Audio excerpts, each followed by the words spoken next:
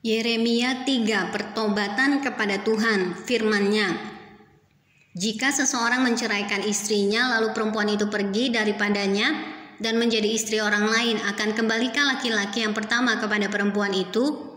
Bukankah negeri itu sudah tetap cemar? Engkau telah berzina dengan banyak kekasih dan mau kembali kepadaku, demikianlah firman Tuhan. Layangkanlah matamu ke bukit-bukit gundul dan lihatlah di manakah engkau tidak pernah ditiduri. Di pinggir jalan-jalan engkau duduk menantikan kekasih, seperti seorang Arab di padang gurun. Engkau telah mencemarkan negeri dengan zinahmu dan dengan kejahatanmu. Sebab itu dirus hujan tertahan dan hujan pada akhir musim tidak datang. Tetapi dahimu adalah dahi perempuan sundal, engkau tidak mengenal malu. Bukankah baru saja engkau memanggil aku Bapakku? Engkaulah kawanku sejak kecil, untuk selama-lamanyakah ia akan murka atau menaruh dendam untuk seterusnya? Demikianlah katamu, namun engkau sedapat-dapatnya melakukan kejahatan.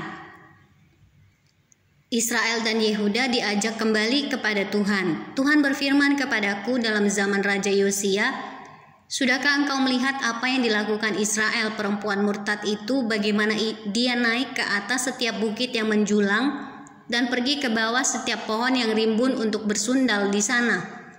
Pikirku, sesudah melakukan semuanya ini, ia akan kembali kepadaku, tetapi ia tidak kembali. Hal itu telah dilihat oleh Yehuda, saudaranya perempuan yang tidak setia. Dilihatnya bahwa oleh karena zinahnya aku telah menceraikan Israel, perempuan murtad itu, dan memberikan kepadanya surat cerai. Namun Yehuda, saudaranya perempuan yang tidak setia itu, tidak takut, melainkan ia juga pun pergi bersundal. Dengan sundalnya yang sembrono itu, maka ia mencemarkan negeri dan berzinah dengan menyembah batu dan kayu.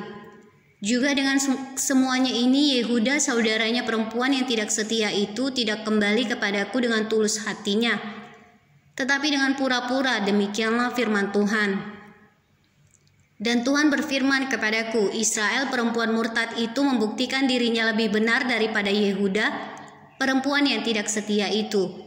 Pergilah menyerukan perkataan-perkataan ini ke utara, katakanlah, kembalilah hai Israel perempuan murtad, demikianlah firman Tuhan.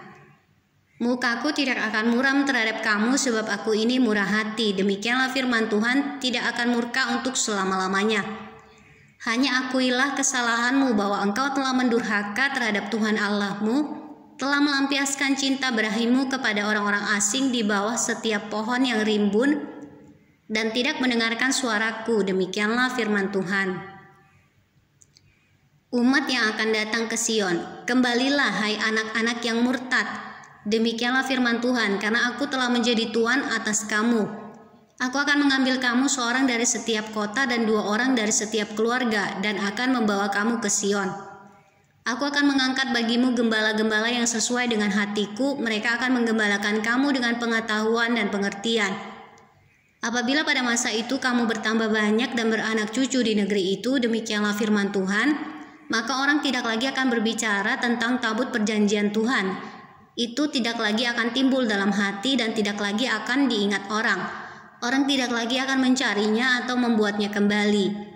Pada waktu itu Yerusalem akan disebut tahta Tuhan dan segala bangsa akan berkumpul ke sana demi nama Tuhan ke Yerusalem, dan mereka tidak lagi akan bertingkah langkah menurut kedegilan hatinya yang jahat.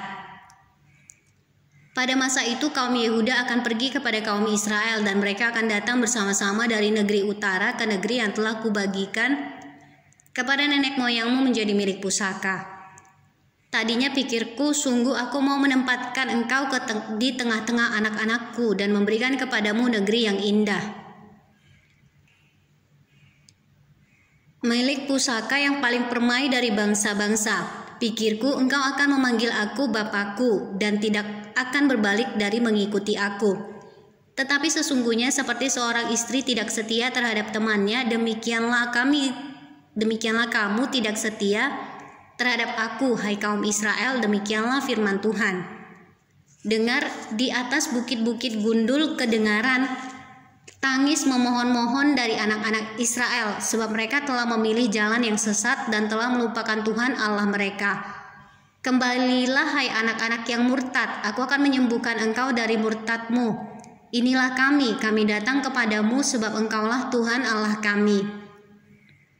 Sesungguhnya bukit-bukit pengorbanan adalah tipu daya, yakni keramaian di atas bukit-bukit itu.